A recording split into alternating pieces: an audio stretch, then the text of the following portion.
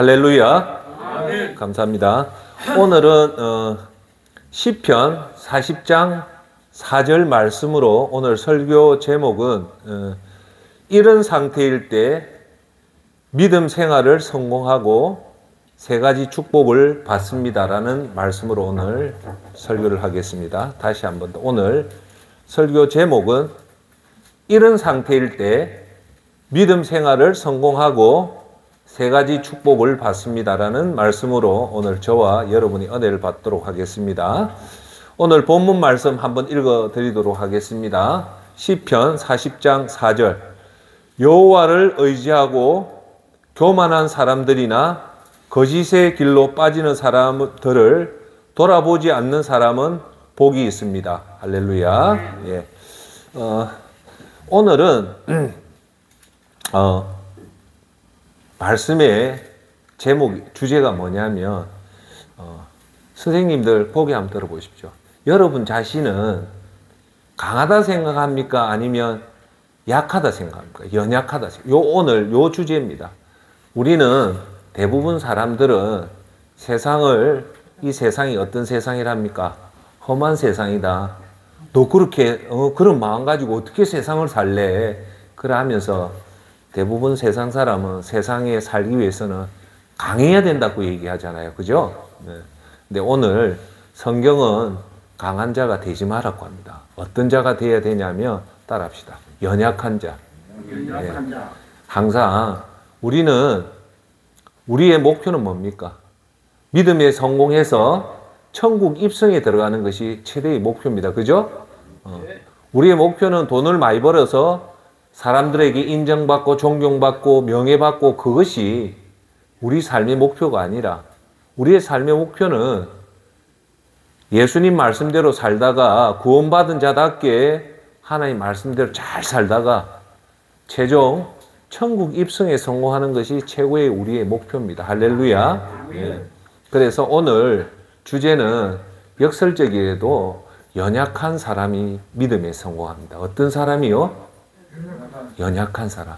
그래서 오늘 혹시 나는 내 목표가 세상에 살아남기 위해서 강하게 살아야 되겠다는 분이 계시면 오늘 마음을 고쳐 묻고 그리스도인은 항상 연약한 자가 되어야 됩니다. 결론부터 얘기할게요. 센터장님, 이 험악한 세상에 연약한 자로 살면 어떻게 돼요? 그렇게 혹시 질문하실 분도 계실 겁니다. 하지만 여러분 그거 아셔야 됩니다. 우리가 연약하게 살면 누가 우리를 도와줄까요? 예수님이 도와줍니다. 그게 오늘 우리 인생의 목표입니다. 연약한 자가 기도합니다. 그죠? 연약한 분이 하나님 앞에 은혜 받으려고 예배 놓습니다. 강한 사람은 하나님 앞에 은혜 받으려고 예배 놓기도 힘들 뿐더러 하나님 앞에 기도하기도 힘듭니다. 이것이 어떻게 영적으로 보면 치명타입니다. 그래서 오늘 아주 중요한 얘기를 합니다. 저와 여러분들은 항상 연약한 자로 살아야 된다. 자, 그럴 때 오늘 설교의 결론 세 가지 축복을 미리 말씀드리겠습니다. 그러면 어떤 축복이 있냐? 첫째, 연약하기에 하나님을 의지하기 때문에 그것이 축복입니다. 첫째. 두 번째 축복은 연약하기 때문에 우리는 항상 겸손합니다. 그것이 축복입니다.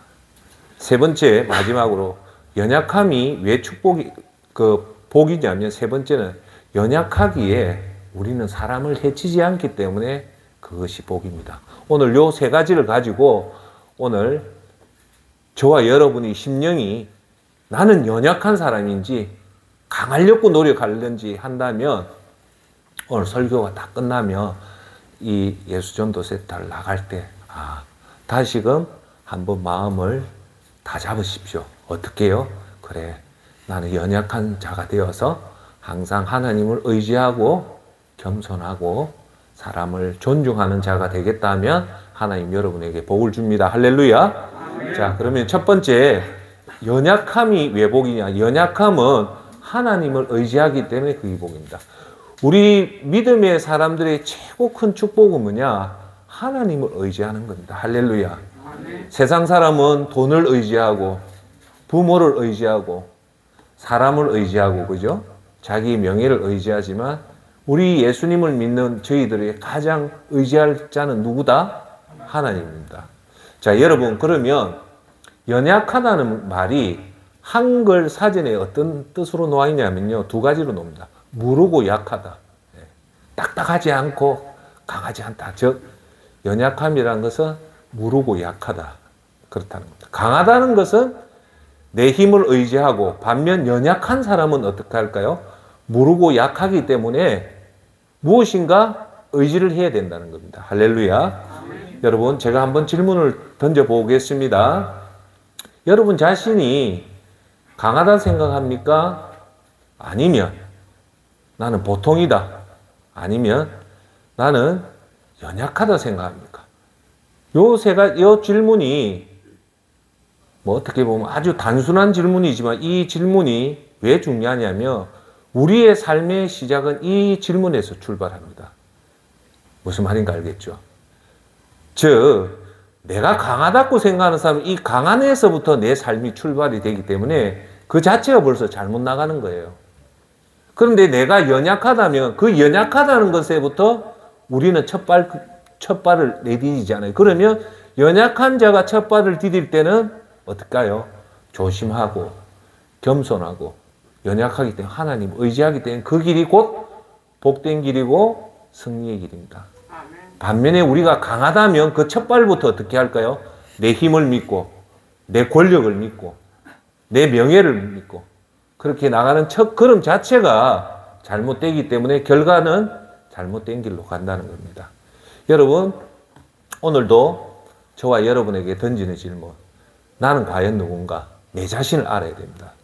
내가 과연 지금 현재 선하게 살고 있는가? 아니면 악하게 살고 있는가?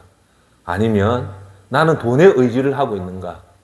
아니면 구원받은 자답게 내가 살고 있는가? 그런 질문을 다른 말로 하면 뭐라냐면요. 성찰이랍니다. 성찰.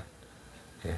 우리는 항상 하루가 해가 지고 주무시기 전이라든지 한 주가 끝나기 전이라든지 한 달이 마칠 때 반드시 자기 자신을 돌아보는 이 성찰의 질문이 아주 중요합니다. 예.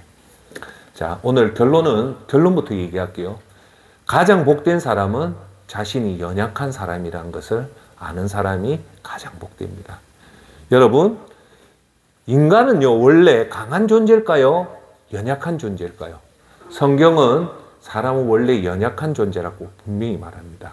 그것을 항상 기억하고 우리는 연약하기 때문에 그것이 끝이 아니고 제가 오늘 결론은 연약하기 때문에 우리 한번 같이 해볼까요? 하나님을 의지하자. 그것이 복된 거예요. 다시 얘기할게요. 우리가 하나님을 의지하려면 어떤 상태가 되어야 될까요? 연약한 자가 되어야 됩니다. 그래서 연약하기 때문에 우리가 기도를 하고 연약하기 때문에 하나님을 의지하고 연약하기 때문에 예배를 참석하는 그 자체가 복입니다. 자녀는요, 누구를 의지하냐면 부모를 의지합니다. 그죠? 통상적으로 아내는 남편에게 의지하게 되어 있습니다. 자, 그러면 남편은 누구를 의지할까요? 하나님을 의지해야 됩니다. 할렐루야. 가장 큰 복은 우리가 연약하기 때문에 하나님을 의지하는 것이 제일 큰 복입니다. 반면에 최악은 거꾸로 얘기하면 최악이 뭐냐? 자신을 의지하는 겁니다. 자기가 강하다고 생각하는. 예. 그런데 우리가 주위를 돌아보고 내 자신을 한번 돌아보면 우리가 큰 낭패에 빠졌을 때는 분명히 나타나는 하나의 현상이 있어요. 그게 뭐냐? 자신의 힘을 믿으면 반드시 낭패에 빠지고요. 하나님을 의지하는데 절대 낭패에 빠지지 않는다는 것을 여러분 알아주시길 바랍니다. 강한 사람은 자신을 신뢰하고요. 돈과 사랑과 권력을 의지하고 그것을 곧 자신의 능력이라고 생각합니다. 그래서 강한 사람은 대체로 하나님을 의지하기가 힘듭니다. 여러분 이사야서 40장 8절에는 뭐라고 놓았냐 말씀을 하냐 꼭 여러분 기억하십시오. 풀은 시들고 꽃은 떨어지지만 우리 하나님의 말씀은 영원하다라는 말이 있어요. 즉 풀은 언젠가는 뭡니까? 시들고 꽃은 떨어지게 돼 있어요. 그렇지만 하나님의 말씀은 영원하다. 즉 무슨 말이냐면 내가 강하다는 그 권력은 항상 제가 여러분한테 건불 10년, 하무 11호. 어떠한 권력도 10년을 가지 못한다. 어떠한 아름다운 꽃도 하무 11호, 10일이면 꽃은 지게 되어 있다. 즉, 내가 강하다고 믿는 것은 영원하지가 않고 언젠가는 없어진다는 거예요. 여러분, 한번 봐보세요. 여러분 알았던 그 유명했던 국회의원들이 지금 있습니까? 없잖아요. 건불 10년은 정확하게 맞아요. 어떤 권력도 10년 이상 가는 권력이 없습니다. 어떤 명예도 10년. 하지만 하나님 말씀은 뭐하다고요? 영원하다. 그러니까 우리는 무엇을 잡아야 된다? 하나님을 잡고 하나님 말씀을 잡으면 그것이 영원하다는 겁니다. 자, 그러면 제가 오늘도 한 번 더 질문을 던지. 그러면 이 세상에 진짜 강한 사람은 누구냐라는 질문에 여러분과 저는 이렇게 답해야 되겠죠. 하나님을 의지하는 사람이 사실은 제일 강한 사람이다. 자, 하나님을 의지하려면 어떤 사람이 되었냐면 다시 한 번 더 중요하게 강조드리면 자신이 연약하다고 생각하면 되는 겁니다. 예, 할렐루야. 자, 그러면 성경에서 인간은 어떤 상태라고 놓아 있냐면 성경은 인간은 원래 연약한 존재라고 분명히 놓아 있습니다. 첫째, 마태복음 8장 17절에 이는 예수님은 선지자 이사야를 통하여 하신 말씀에 우리의 연약한 것을 친히 담당하시고 병을 짊어지셨도다 함을 이루려 하심이더라라고 분명히 말합니다. 즉 예수님은 우리의 연약함, 즉 우리가 연약하다는 거예요. 그걸 짊어지기 위해서 예수님이 왔기 때문에 우리는 연약한 존재다. 두 번째, 시편 39편 4절에 어떤 말씀이 놓으냐면요. 여호와여 나의 종말과 나의 연한이 언제까지인지 알게 하사 내가 나의 연약함을 알게 하소서라고 얘기합니다. 시편 기자는 뭐랍니까? 내가 연약하다는 것을 알게 해달라고 하나님 앞에 기도하고 있다는 겁니다. 로마서 5장 6절에 이런 말이 나옵니다. 우리가 아직 연약할 때 그리스도께서 작전된 시기에 경건하지 않은 사람을 위해 죽으셨습니다. 예수님이 죽었는데 누굴 위해서 죽었냐? 연약한 자를 위해서 죽었다. 예. 끝으로 로마서 8장 26절에 이런 말이 나옵니다. 성령께서도 우리의 연약함을 도와주신다는 겁니다. 대체로 보면 우리 인간은 강하지가 않다. 그래서 연약하기 때문에 예수님이 이 땅에 오셨고 연약하기 때문에 우리의 이 연약함을 위해서 십자가에 돌아가셨다고 얘기를 할 때 그러면 오늘 저와 여러분들은 강하다고 생각해야 될까요? 연약하다 생각할까요? 연약하다, 무르고 약하다 생각을 해야 됩니다. 예. 자, 그래서 오늘 첫 번째 주제, 연약하기 때문에 하나님을 의지하는 사람은 복이 있다. 시편 40장 4절, 오늘 주제의 말씀 시편 40장 4절에 이렇게 얘기합니다. 여호와를 의지하고 교만한 사람들이나 거짓 길로 빠지지 않는 사람들을 돌보지 않는 사람은 복이 있습니다. 라고 얘기해요. 분명히 얘기합니다. 뭐요? 여호와를 의지하는 자가 어떤 자다? 복이 있는 자다. 예. 자, 우리가 하나님을 의지하기 위해서 우리가 어떻게 합니까? 예배에 참석하고 하나님을 의지하기 위해서 우리가 기도를 하는 겁니다. 그렇죠? 하나님한테 우리의 간구를 어떤 방법으로 하나님 앞에 간구합니까? 기도하잖아요. 그래서 여러분 잘 하십시오. 연약한 자가 기도합니다. 오늘도 저와 여러분이 하루에 눈을 뜨면 하나님, 저는 연약합니다. 저를 도와주십시오. 그것이 우리의 기도가 되어야 됩니다. 따라합시다. 하나님, 저는 연약합니다. 저를 도와주십시오. 그게 성경적인 기도예요. 예. 시편 28장 7편에 이런 말씀이 나옵니다. 여호와는 나의 힘과 나의 방패시니 내 마음이 그를 의지하여 도움을 얻었도다. 그러므로 내 마음이 크게 기뻐하며 내 노래로 그를 찬송하리로다. 왜 이 사람이 마음이 크게 기뻐하고 노래로 하나님을 찬송했냐면 여호와가 나의 힘과 나의 방패가 되니까 나는 여호와를 의지한다는 거예요. 하나님이 어떤 사람이냐? 우리의 힘이 되고 우리의 방패가 되기 때문에 우리는 하나님을 의지한다는 겁니다. 할렐루야. 네. 잠언서 3장 5절에서 8절에 이렇게 나옵니다. 내 마음을 다하여 여호와를 신뢰하고 내 명철을 의지하지 마라. 뭐를 의지하지 마라? 내 명철, 즉 너 자신을 의지하지 마라고 하는 겁니다. 그죠? 6절 너는 범사에 그를 인정하라. 그리하면 내 길을 지도한다. 7절 스스로 지혜롭게 여기지 말지어다. 여호와를 경외하며 악을 떠날지어다. 이것이 내 몸에 양약이 되어 내 골수를 윤택하게 하리라고 얘기합니다. 잠언서 3장에서 3장 5절 8절까지 말씀은 이거예요. 내 자신을 의지하지 말라는 거예요. 예. 내 자신을 의지하지 말고 하나님을 의지할 때 우리는 내 몸이 양약이 되어 골수가 된다는 거예요. 할렐루야.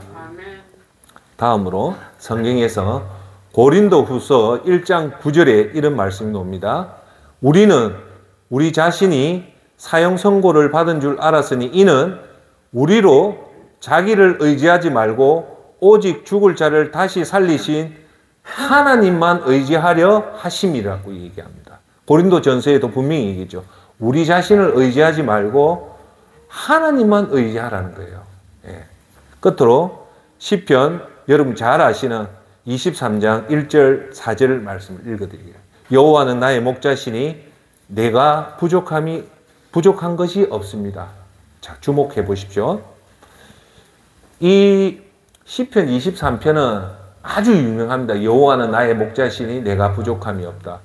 여기서 제가 일전에도 여러분한테 말씀드렸지만 여호와가 나의 목자라는 말은 자 예수님이 나의 목자라면 저와 여러분은 어떤 자라는 겁니까? 자 1번 사자다.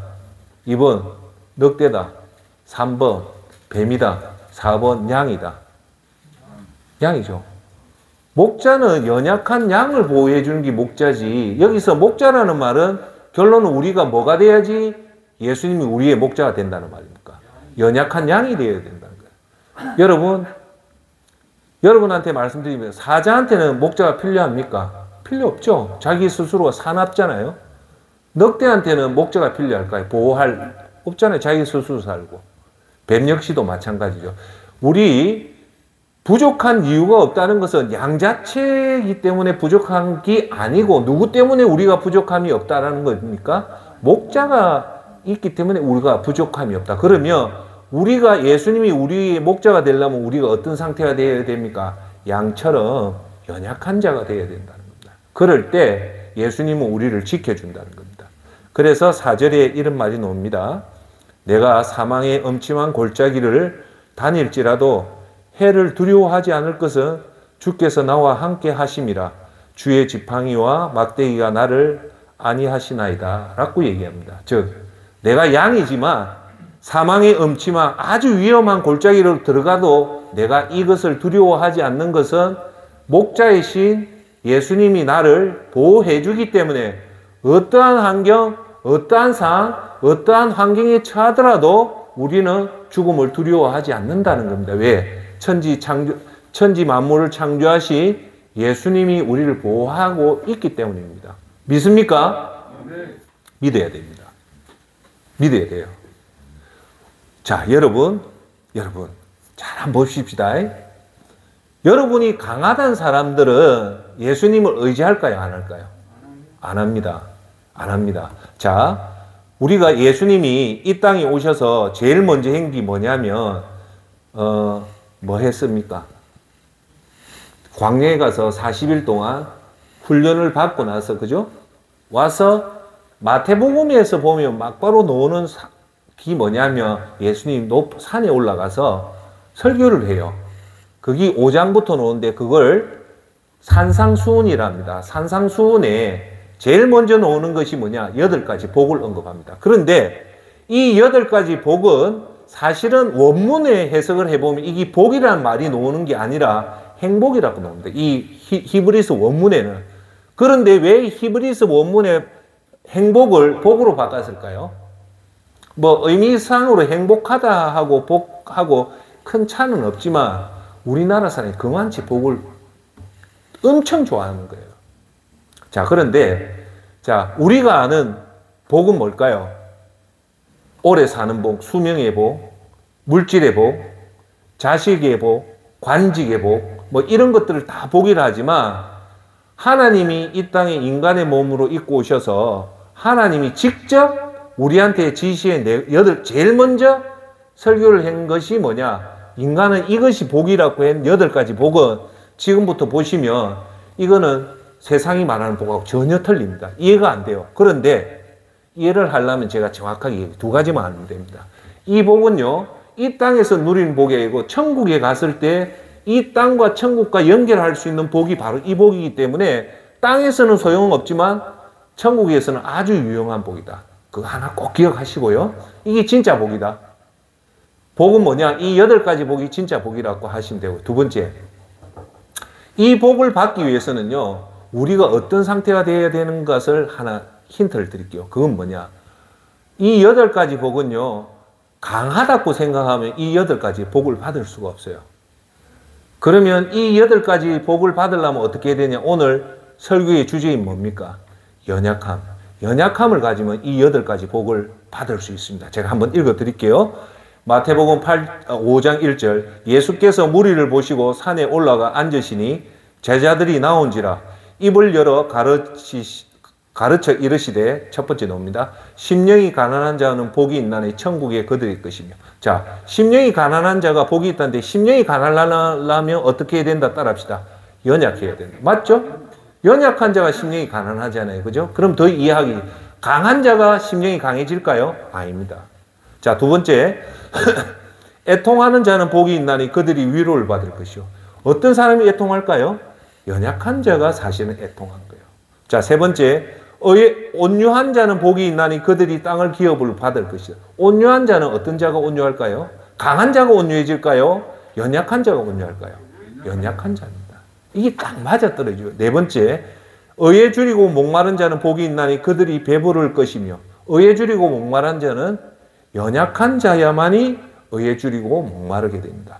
자, 5번째, 긍휼히 여기는 자는 복이 있나니 그들이 긍휼히 여김을 받을 것이며라고 할 때 연약한 마음을 가진 자만이 불쌍한 사람을 긍휼히 여길 수 있다는 겁니다. 여러분, 연약하지 않고 강한 사람이 가난한 자를 긍휼히 여길 수 있을까요? 못합니다. 자, 그 다음 6번째, 마음이 청결한 자는 복이 있나니 그들이 하나님을 볼 것이요. 마음이 청결한 자가 어떤 상태냐? 연약할 때 마음이 청결합니다. 화평케 하는 자는 복이 있나니 그들이 하나님의 아들이라 일컬음을 받을 것이요. 화평케 한다. 여러분, 연약한 자가 싸울까요? 안 싸울까요? 오늘 말씀하는 2번째 복이 뭐냐면요, 연약하면 겸손하는 복을 받기 때문에 그거 한 거예요. 연약한 사람이 겸손해지거든요. 겸손한 자가 어떨까요? 화평케 하잖아요. 그리고 8번, 10절, 의를 위하여 박해받는 자는 복이 있나니 천국이 그들 것이며 라고 얘기합니다. 즉, 예수님이 말하는 이 8복은 어떤 상태가 되어야만이 이 8복을 받을 수 있을까요? 연약해야 됩니다. 이 아주 중요합니다. 다시 한번 중요하기 때문입니다. 우리가 진짜 받는 복은, 이 땅의 복은 없어지는 복이에요. 그런데 정말로 천국과 연결되는 이 복을 받으려면 여러분들이 어떤 상태가 안 돼야만이 이 8가지 복을 받는데, 어떤 상태가 되냐? 내가 너무나 약하다는, 무르고 약하다라는 연약한 마음을 가질 때, 연약한 상태가 될 때 이 위대한 8복을 받게 되는 겁니다. 할렐루야. 예. 자, 그 다음 째, 2번째 우리가 복은, 첫 번째는 연약하기에 하나님을 의지하기 때문에 우리가 복을 받고, 두 번째 축복은 따라합시다. 연약하기에 항상 겸손합니다. 그게 축복입니다. 예. 여러분, 겸손한 자의 근본적인 마음의 상태가 어떤 상태일까요? 연약합니다. 연약한 사람은요, 정말 순수한 겸손이 나와요. 우리 겸손도 여러분 살아보면 알잖아요. 겸손한 척 하는 사람이 있고 진짜 겸손한 사람이 있잖아요. 그죠? 근데 여러분도 겸손한 척 해봤죠? 저도 겸손한 척 해봤습니다. 그건 진짜 겸손이 아니에요. 그러면 정말 순도 100%의 겸손을 하려면 어떻게 해야 되냐? 우리가 연약해야 됩니다. 할렐루야. 겸손이 얼마나 중요하냐면 지금부터 말하는 이 성경에서 겸손의 축복은요. 제가 찾아본 바로는 한 20몇 군데가 나오는데 오늘은 가장 중요한 부분만 그거 합니다. 여러분, 우리는 항상 연약한 마음을 가지고 사람 앞에 순수하게 겸손해야 됩니다. 겸손은 뭐냐? 잘 보십시오. 겸손은 반사체다. 따라합시다. 반사체다. 자, 반사체하고 발광체의 그걸 발광이랄까 뭐 미쳐서 발광한다고 하는데 그게 아니고 발광체는 내 스스로가 빛을 내는 거예요. 그러니까 내가 스타가 되는 거예요. 와, 저 사람 대단하다. 그게 발광체고 반사체는 뭡니까? 반사체는 여러분들 이해를 돕기 위하면 거울이 반사체죠. 빛을 쏘면 거울은 자기가 그 자기의 모습을 드러냅니까? 아니죠. 반사를 하기 때문에 그 빛을 하죠. 그리스도인은 발광체일까요? 반사체일까요? 반사체입니다. 하나님 주시는 영광은 내가 받아서 그대로 하기 때문에 하나님 영광을 드러내야 돼요. 자, 겸손한 자는 자기 영광을 자기 거라고 얘기할까요? 하나님 거라고 얘기할까요? 그래요. 겸손이 왜 중요하냐면 여러분한테 물질해보 그걸 다 주면 그것을 내 걸로 하면 그게 발광체예요. 근데 진짜 그리스도는 반사체이기 때문에 그걸 받으면 그걸 하나님 영광을 돌려요. 왜? 왠가 아십니까? 하나님, 저는 연약합니다. 예를 들게요. 오해하지 마. 하수동 센터장가 아주 뭐 유명하게 됐다 칩시다. 그 인터뷰를 해요. 왜 그걸 유명하게 됐냐면 순수하게 겸손한 자는 어떤 자입니까? 연약한 자죠. 그러니까 연약한 자니까 자연적으로 이렇게 인터뷰가 나올 수밖에 없어요. 저는 정말 솔직하게 한 것이 없습니다.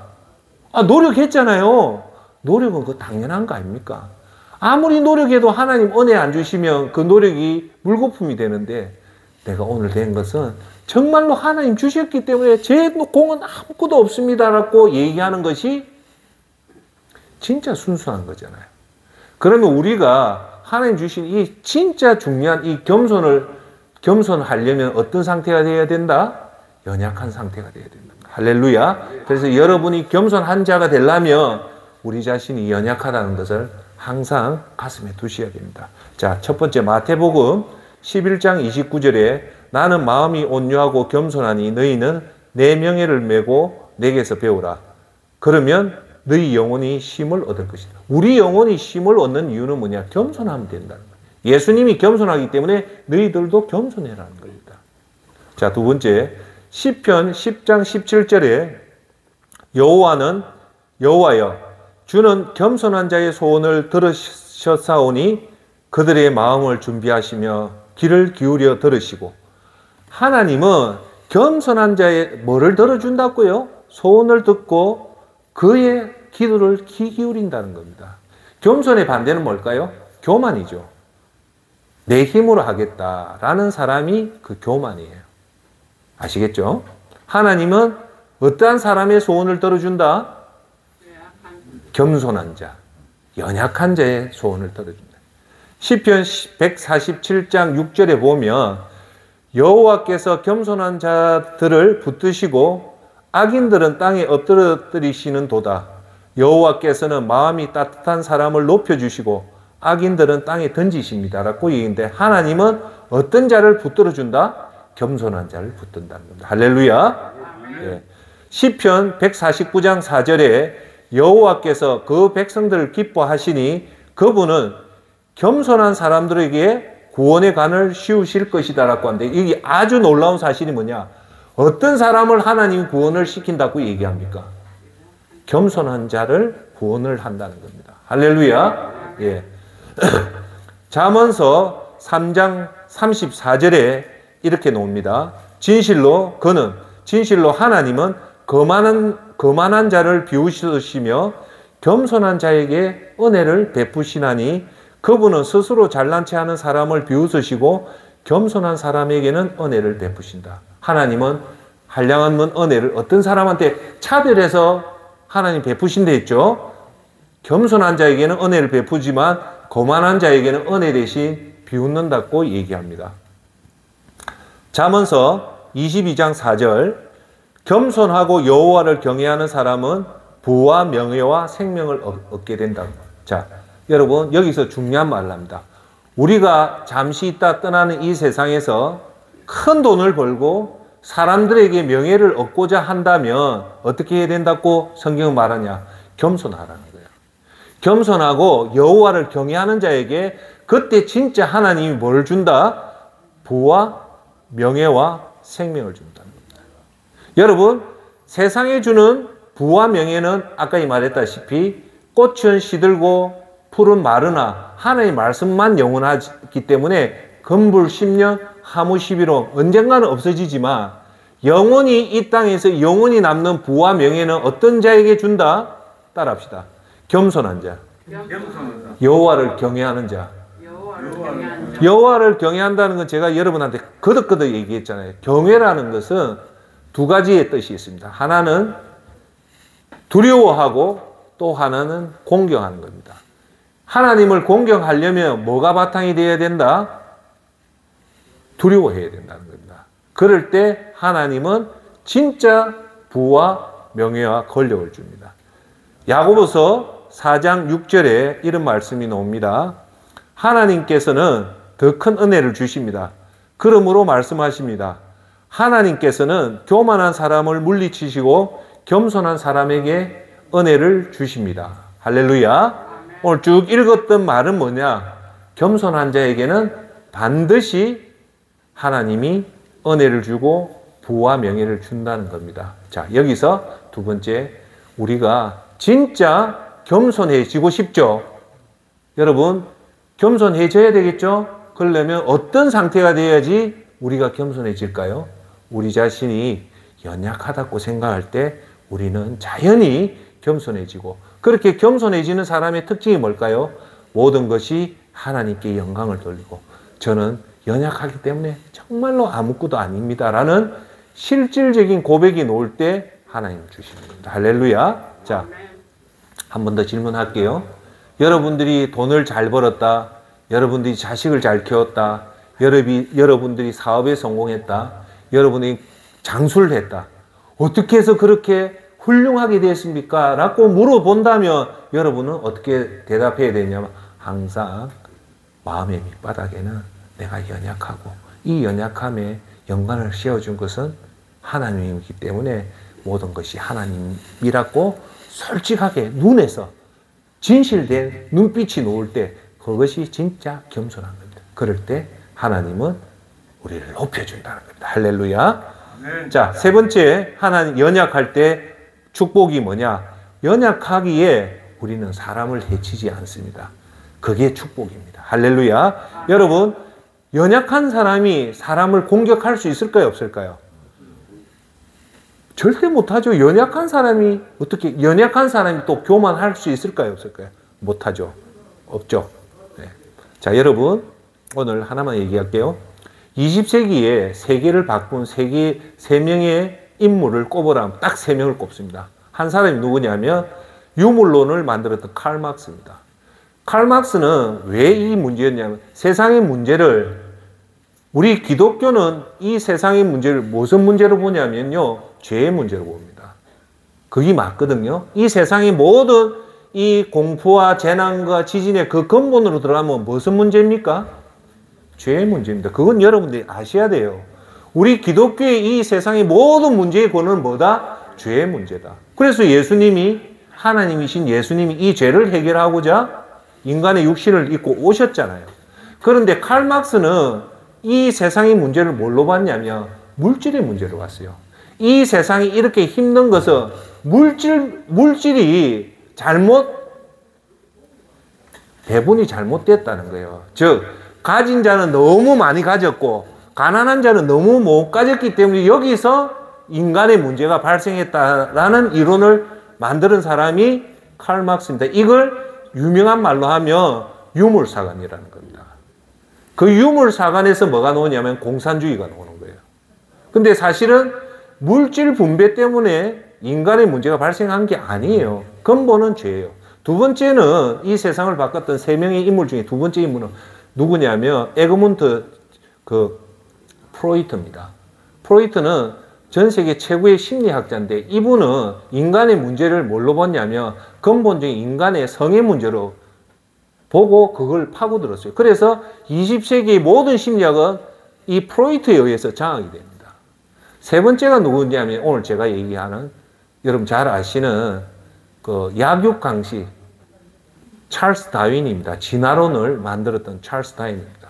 20세기 세계를 이렇게 변화시켰던 세 인물을 꼽으라면 칼 막스하고 프로이트하고 이 찰스 다윈을 꼽습니다. 제가 오늘 여러분한테 말씀드린 거는 이 찰스 다윈이 진화론을 만들거든요. 그 진화론이 뭡니까? 생물이 점점 진화가 됐다라는 것이 쉽게 말하면 진화론의 핵심이에요. 그래서 인간은 사실은 원숭이에서 진화가 돼서 인간이 됐다. 그 원숭이도 사실은 처음에는 다세포 아메바에서 이 진화가 돼서 인간이 왔다는 게 진화론이에요. 하센다장, 그 진화론이 어떻다는 말이야? 라고 얘기하면 여기서 진화론이 얼마나 무서웠냐면요. 진화론에서 뭐가 나오냐면 약육강식의 그 법칙이 만들어져요. 약육강식의 법칙을 아시잖아요. 호랑이가 힘없는 노루를 잡아먹는 거는 자연 생태계가 그렇게 돼 있기 때문에 정당화시키는 게 약육강식이에요. 그러니까 즉 뭐냐, 강한 자가 살아남는 것이 정골의 법칙이라고 해서 그걸 정당화한 게 다윈의 진화론이에요. 근데 여기서 뭐가 만들어지냐면요, 잘 아셔야 됩니다. 여기서 그 유명한 니체가 철인정치를 여기서 놓습니다. 철인정치, 저 초인정치. 그게 뭐냐, 이 철인정치를 밑바닥에 깔고 들어온 제도가 뭐냐, 그게 제국주의입니다. 제가 역사적인 얘기를 아주 간단하게, 제국주의가 뭔가 합니까? 힘 있는 나라가 힘 없는 나라를 식민지를 해도 된다는 것이 제국주의의 근본 이론이고, 그 제국주의의 근본 이론을 제공한 게 다윈의 진화론입니다.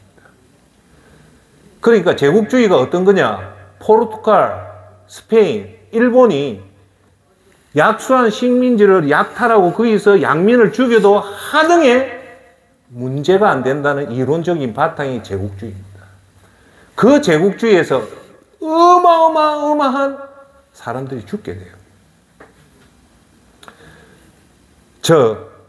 강자가 약자를 죽여도 아무 문제가 없다는 게 이 제국주의 약육강식 다윈의 진화론의 가장 문제인 거예요. 그게 맞습니까? 틀립니까? 틀리죠.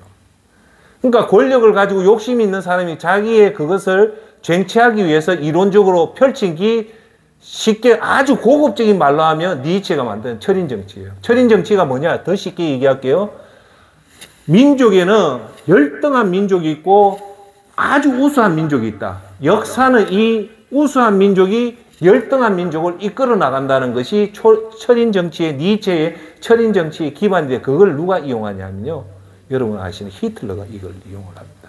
히틀러가, 여러분 부산에 지금 인구가 몇만 명인가 합니까? 부산 인구 대략 지금 한 350, 380, 350이에요. 울산이 100만 명이 안 됩니다. 그냥 부산, 울산을 치면 인구가 대략 한 480밖에 안 돼요. 480만. 거기다 창원, 마산, 진주까지 쳐도 600만이 안 나와요. 그걸 서부 경남이라 하거든요. 그렇잖아요. 울산부터 해서 창원, 마산까지 서부 경남에 인구가 우리 지금 이 다 쳐도 600만이 안 됩니다. 히틀러가요, 유태인을 600만 명을 죽여요. 즉 쉽게 말해서 울산부터 마산 거쳐서 진주, 부산에 있는 사람이 몽창 다 죽였다는 거예요. 이해가 됩니까?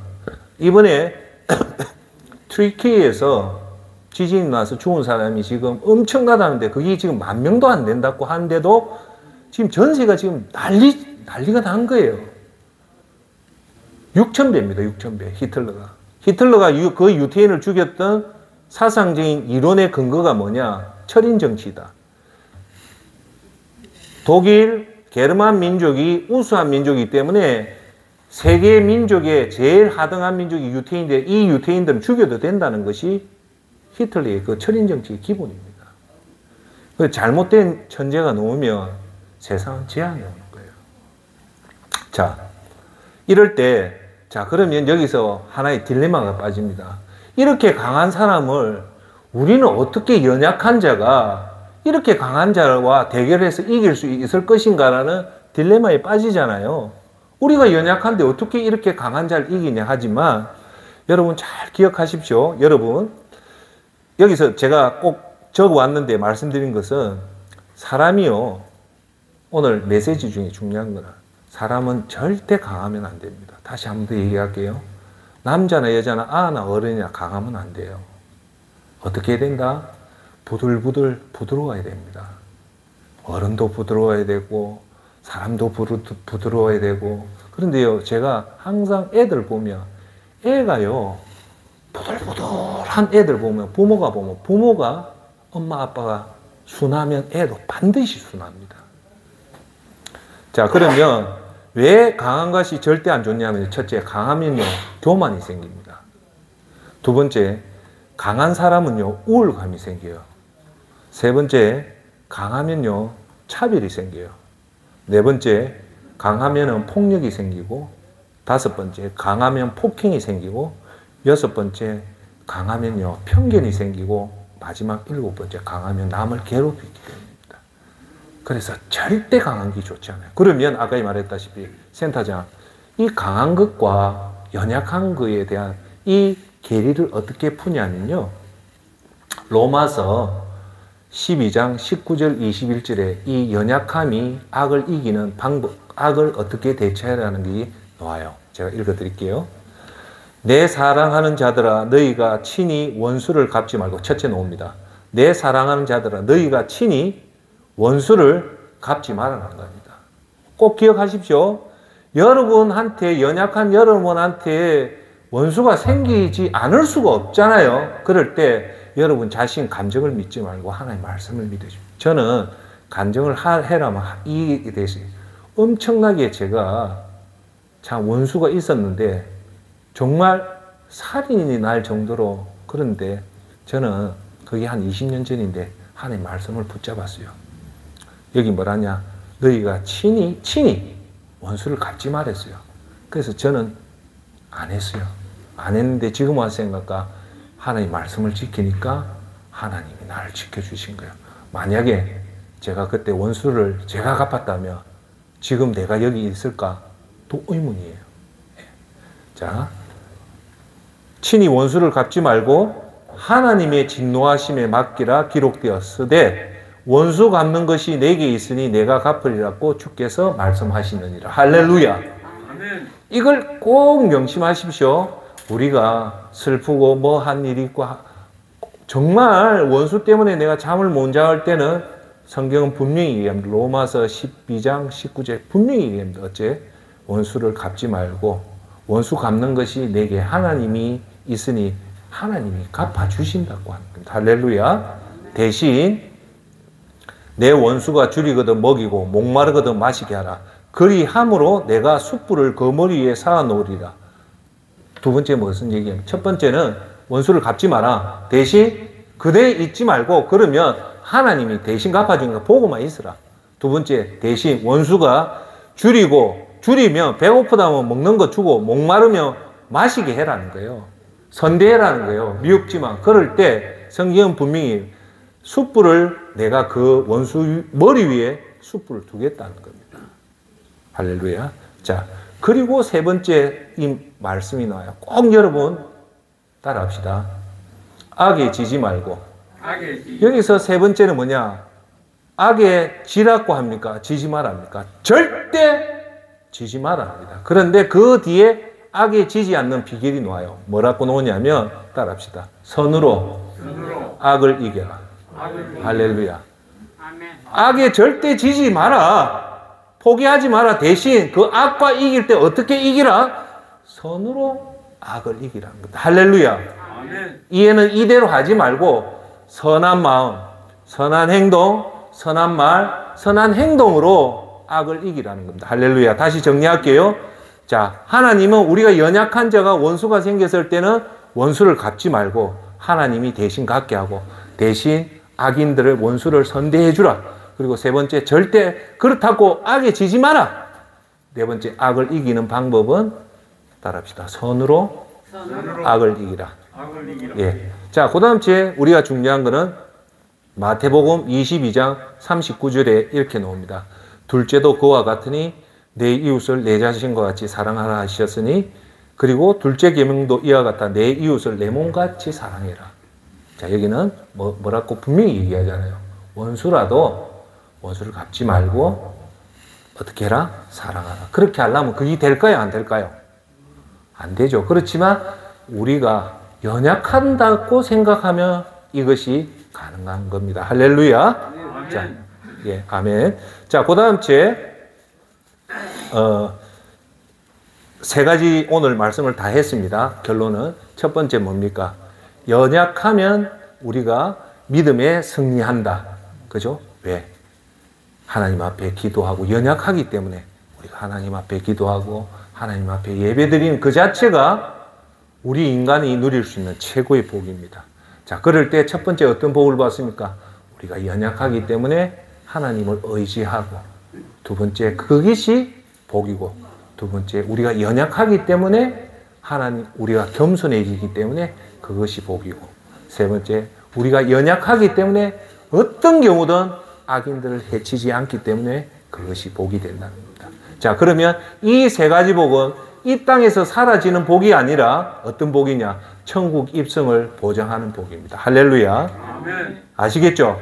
우리의 꿈에도 소원은 이 땅에서 잘 묵고 잘 사는 것이 아니라 천국 입성에 어떻게든 성공을 하려면 어떻게 해야 된다? 첫째, 마음이 우리가 연약한 자가 되어서 하나님을 의지하고 겸손하고, 그리고 악한 자를 대응하지 않고 사람들을 괴롭히지 않는다는 그 자체가 천국 입성을 보장한다는 겁니다. 할렐루야. 네. 결론입니다. 자, 오늘 축복인 이유 세 가지를 얘기했습니다. 자, 대부분은 사람들은 오늘 현재만 보고 현재를 살아갑니다. 그런데 그 중에서도 뛰어나다는 극소수의 대략의 한 5%의 사람은 현재를 보면서 현재만 보는 것이 아니라 저 미래를 보고 살아요. 그런 사람들이 대체적으로 성공을 한대. 그런데 극소수 0.5% 되는 사람만이 특이하게 어떤 형태를 나타내냐? 대부분은 현재만 보고 현재를 살고, 현재를 보면서도 미래를 보지만 극소수 사람은 미래를 두고 오늘을 사는 사람입니다. 할렐루야. 자, 미래를 두고 오늘 보는 사람은 더 쉽게 얘기하면 천국 입성이라는 미래를 두고 오늘을 사는 자가 진짜 성공하는 사람입니다. 할렐루야. 그렇기 위해서는 우리가 천국 입성을 보면서 오늘 살기 위해서는 우리가 말씀 그대로 연약한 자가 되어서 하나님을 의지하고, 어떤 경우든 반사체가 되어서 겸손하고, 어떤 경우든 사람을 괴롭히지 않는 그런 마음을 가지고 가야 됩니다. 따라합시다. 나는 연약합니다. 평생 나는 연약합니다. 그래서 하나님을 의지합니다. 그러면 우리는 복된 사람을 받습니다. 자, 끝으로 이 말씀만 드리고 마치겠습니다. 우리 인간은 연약합니다. 그렇지만 우리는 하나님한테 받은 권리가 있어요. 첫째, 우리는 하나님이 창조한 사람이기 때문에 존중받을 권리가 있습니다. 두 번째, 만약 당신이 부모라면 사람에게 존경받을 권리가 있습니다. 세 번째, 만약 당신이 자녀라면 사랑을 받을 권리가 있습니다. 모든 사람은 존중받을 권리, 그 다음째 존경받을 권리, 사랑을 받을 권리가 있다는 말은 사람은 그만치 존귀하고 존엄한 사람입니다. 그래서 오늘도 우리가 연약한 마음을 가지고 어떤 사람을 만나더라도 존중하고 존경하고 존중하고 사랑을 하는 저와 여러분이 되기를 주의 이름으로 축원합니다. 기도합시다.